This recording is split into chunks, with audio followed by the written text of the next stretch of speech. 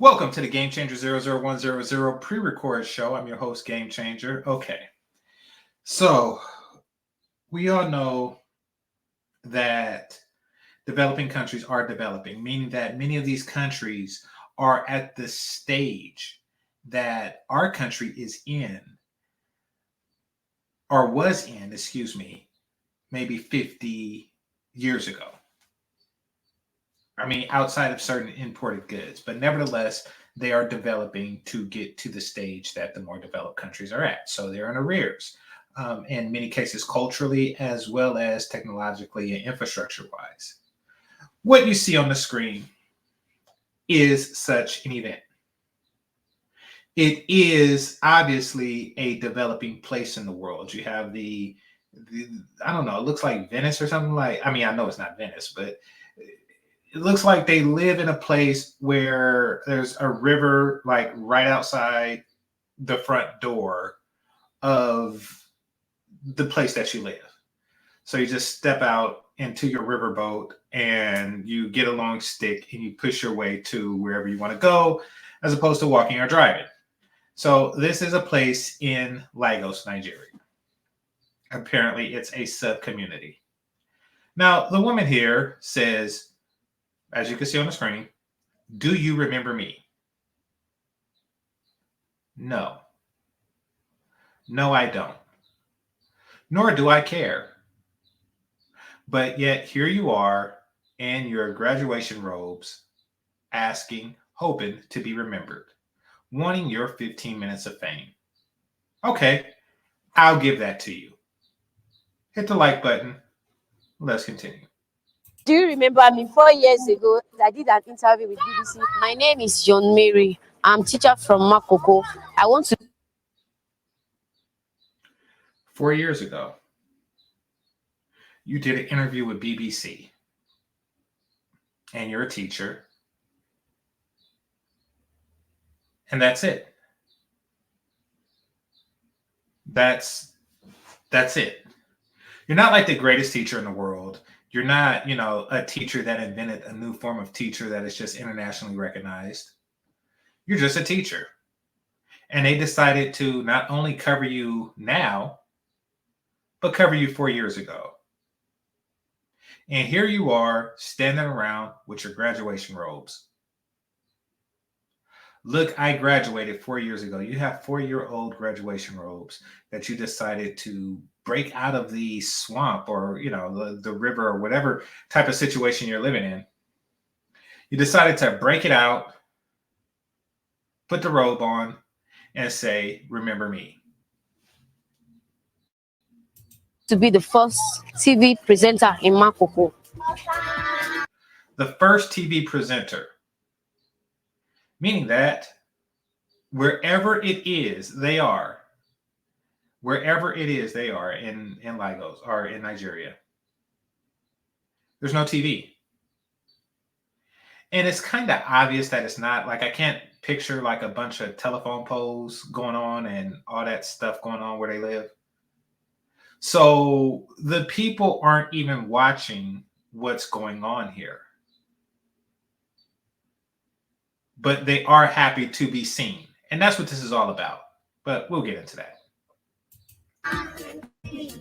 This is me here now, a graduate of Bensi Dausa University. I graduated with 2-1. My life has changed since the BBC interview that they did for me. Your life has changed? Is this like a plus? Is this like a plus?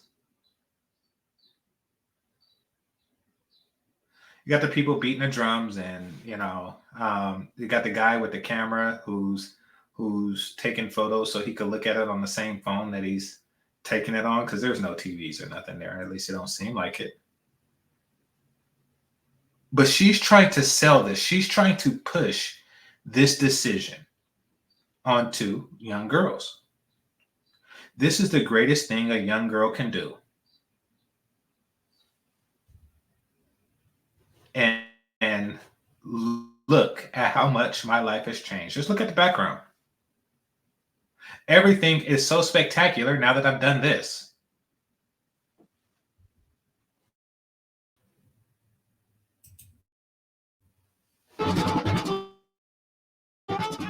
The reason why I made up my mind, I don't want to like end up my life with the way my friends in the community end up their life, because I really I don't want to end up my life the way the friends in my community ended up their lives. Basically, this is her way of saying I'm better than you.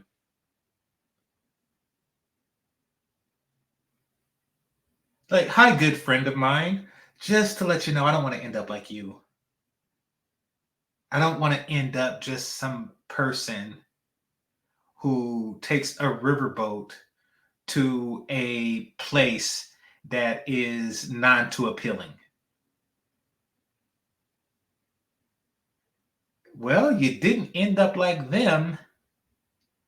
You ended up worse. I'm going to explain how in a minute, but you ended up worse. You're worser. You're worser than them. want to like change my family history than Yeah, you're going to change your family history or not. You're going to change the history of having a family. everything.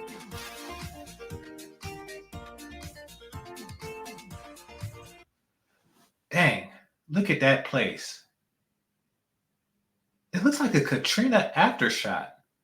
And this isn't me just ragging on them for the rag on them, but what in the world? Like, uh, I don't know if they built this on top of a lake or something, but it's everywhere. So it's just water everywhere.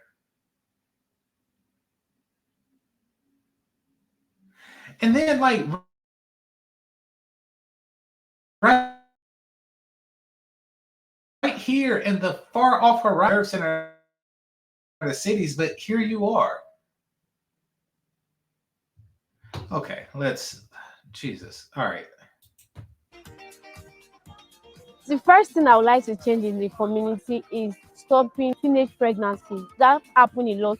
How can you like see a 12 years old, like 15 years old getting pregnant, go and marry? And there you have it. And that's why I decided to cover this video. Because you see, here's the thing. I'm not one for ragging on other people's culture like that. I am for ragging on people who rag on other people's culture. And that's essentially what they're doing, or essentially what she's doing. Believe it or not, there was a time when Americans and British and Romans and, just all civilizations had children as soon as they could. It wasn't until recently that, it became taboo. But they got married. Excuse me, I forgot to put that in there. They got married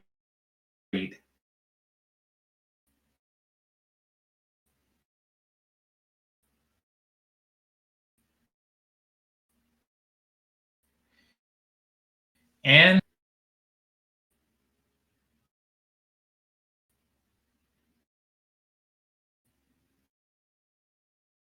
at a very young age. My grandparents did that on both sides. You know, who knows if that's the case, but nevertheless, they had each other and they had family. What she is suggesting is that you give that all up, and in its place, you have a degree. Now, this degree, you're not working for like, NASA, Nigerian Aeronautics and Space Association. You're not, I don't know if that's a thing or if they actually call it that, if it is a thing. But you're not doing that. You're not you're teaching. So you sacrifice your family to teach.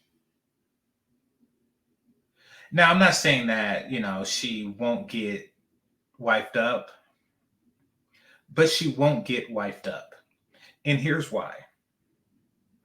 when you're in a community where, people are marrying at 15. Oh, crap. Hold on. Okay, my bad.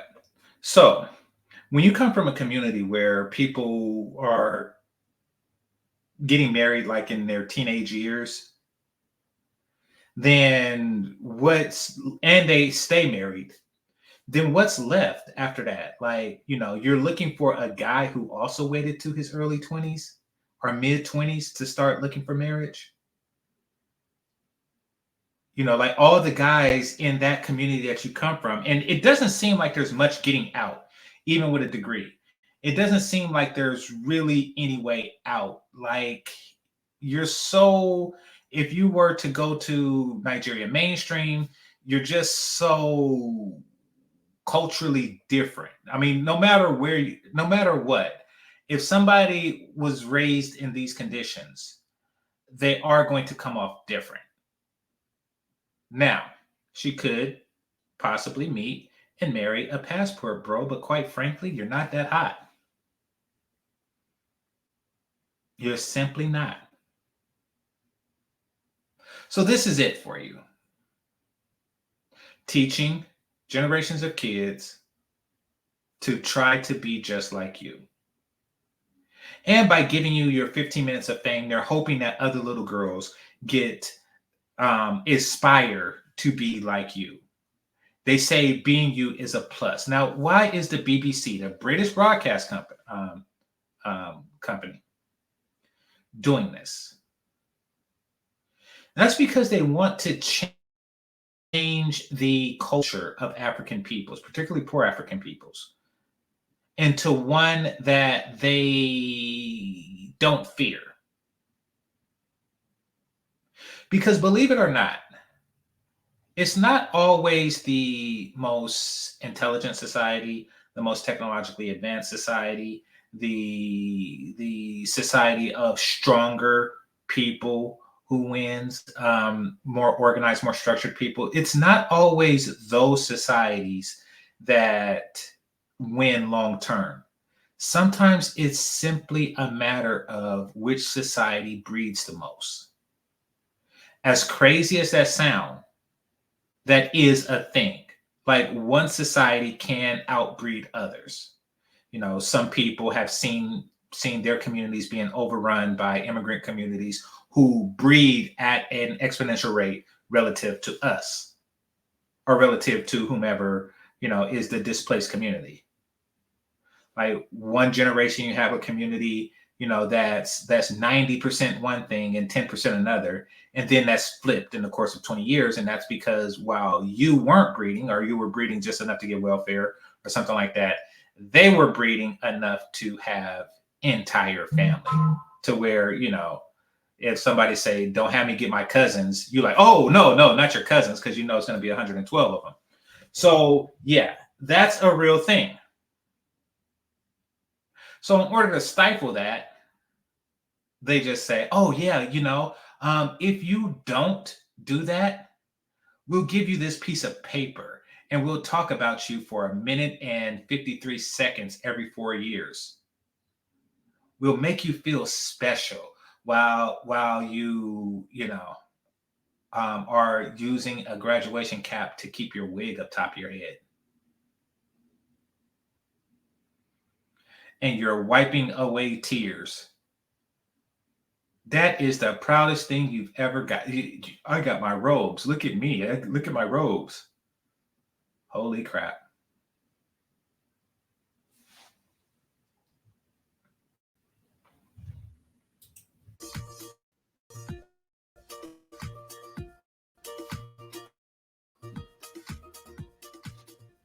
It was so. Yeah, she's still crying about it. Like, oh, I can't believe I graduated 4 years ago, and this is the happiest 4 years of my life. Wow. She's going to feel it real soon. Like, think about what she's going through.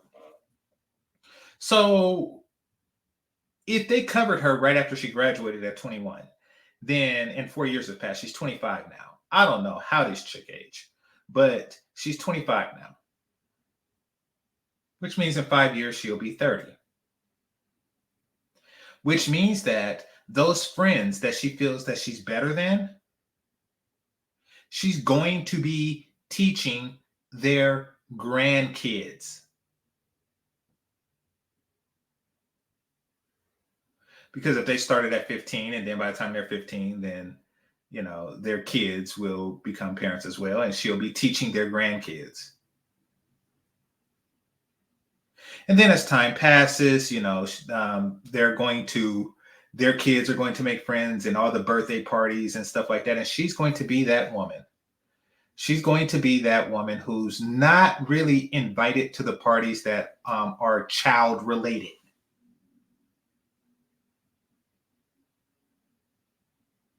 She's going to be an outsider because she decided to be a cultural outlier, thinking that this is a good thing, but it's only good for a minute and 53 seconds of her entire life. Inspired by her story, we're so inspired by her resilience. We are so inspired by her dedication to not pursue early marriage, but go to school and also be an influence to the learners and the children in her community. And I want to just encourage the BBC to keep doing what you do. Tell good stories. Tell great stories. Bring out the positivity. That's not positive. You're encouraging the BBC to do the wrong thing. Now, granted, I'm speaking from a high mighty position. Because if he's from that slum, which I don't think he is, but if he never really seen the damage that feminism and women putting education before family has done to a community, which few people have. You actually have to have seen the before and after of the Black community to understand how much it has wrecked entire communities, entire societies. I mean, there are people who live in it now who actually don't see it.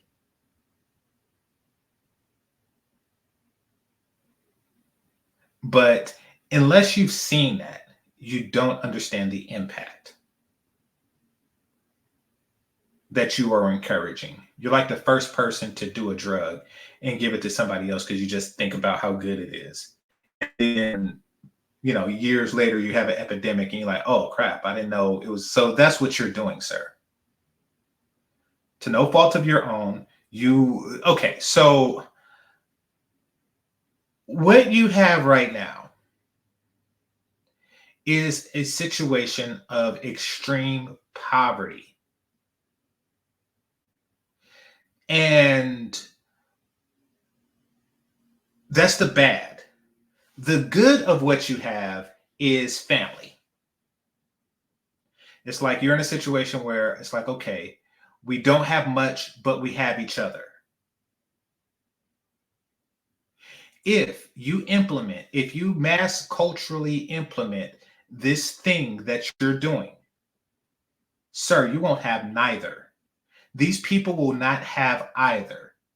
They'll still be poor. If you think that education is going to get these people out of their river slumlands, oh, you are delusional. You are delusional. Like, trust me, because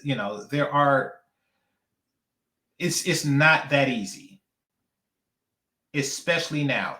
If all of these people were to, educate themselves now, and they all were to at the same time just leave university with a bunch of BAs and BSs, et cetera, et cetera, et cetera, then they're just going to saturate the market, and the jobs are still going to go to the most connected people who are not in the slums. So it's going to be a very similar problem that we're having in the Black community, where you have a bunch of educated broke chicks.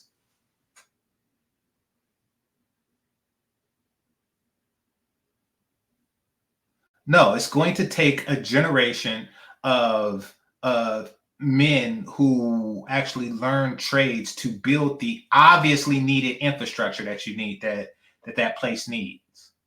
That place obviously needs. Y'all don't need any accountants. That's for dang sure. Y'all do not need any more accountants, Y'all do not need a bunch of software people. You know what I'm saying? Like, y'all do, what y'all need is somebody who can build that place up. You know, y'all need some HVAC people. Y'all need some plumbers. Y'all need some electricians. Y'all need that bad. I mean, and once people start investing in that place, those are the skill sets that's going to be necessary. So education is not the key out of poverty. I mean, look at what it did her. She's still sitting in the same riverboats that y'all sitting in. It's just that she has a degree now, and she keeps her robes, and she hangs those robes off the same clothesline that you see in the background there.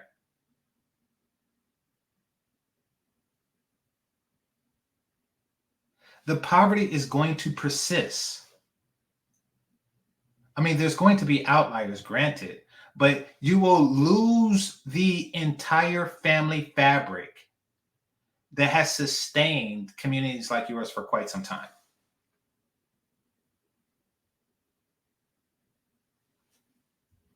Across the continent, because we have them.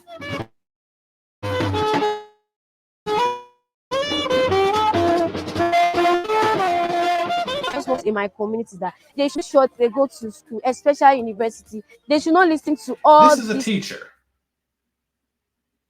I want to tell guys in a community that they should go to school, especially university. What are you telling the boys?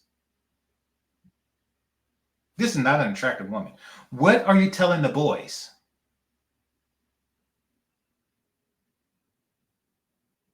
Press 1 in the chat if you had a sexist teacher. If you could go back in your brain in elementary and you think about your black teachers, I want you to, your black female teachers, I want you to think about it. Was she sexist or not? Did she treat girl students different than she treated boy students? Did she see more potential in girl students than she did boy students? Did she want the girl students to exceed more than she wanted the boy students to exceed? This woman just straight up said, I want to teach the little girls that the importance of education. So education is not important to little boys.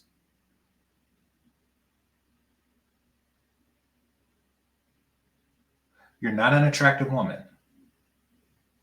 And your graduation cap is on crooked. random talks that is happening in the community that girls doesn't go to school.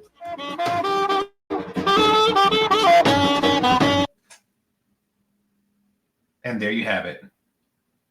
Celebrating your graduation day again by a guy playing the saxophone while you do the funky chicken. The funky chicken. In your graduation robe.